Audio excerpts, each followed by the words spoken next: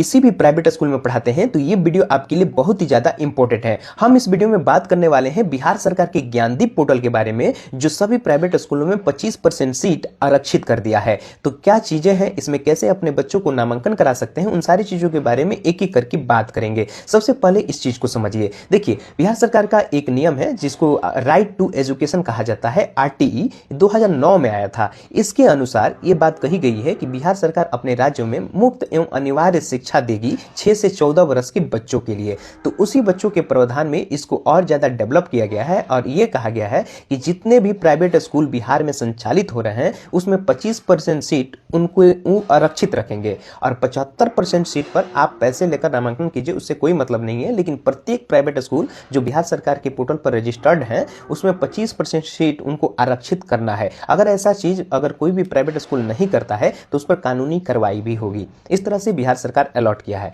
आप इसमें बच्चों को कैसे नामांकन कराएंगे, तो सबसे पहले आपको रजिस्ट्रेशन कराना होगा ज्ञानदीप पोर्टल के ऑफिशियल वेबसाइट पर जाकर। जब आप रजिस्ट्रेशन कराएंगे तो आपके बच्चों का नामांकन सत्यापन होगा। सत्यापन कैसे होगा? जब रजिस्ट्रेशन में डाटा डालेंगे कि मेरे बच्चों का ये नाम है, ये डेट ऑफ बर्थ है, ये एड्रेस है, तो पूरी चीजों का सत्यापन कर लिया जाएगा। सत्यापन करने के बाद अगर सारी चीज सही पाई जाएगी तो उसको स्कूल अलॉट किया जाएगा। बहुत सारे स्कूल दिया जाएगा कि आप कौन से स्कूल में जाना चाहते हैं, तो उस स्कूल में जाकर आप अपना नामांकन करा लेंगे और उसके बाद आपका पढ़ाई का जो शेड्यूल है वो शुरू हो जाएगा।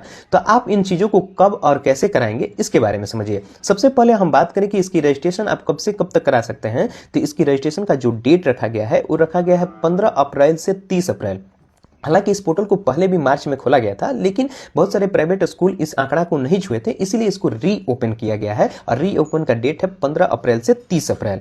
अब दूसरी चीज, जब आप रजिस्ट्रेशन करा लेंगे तब आपका होगा सत्यापन। तो सत्यापन का भी डेट दे दिया गया है। सत्यापन का डेट है 17 अप्रैल से 2 मई।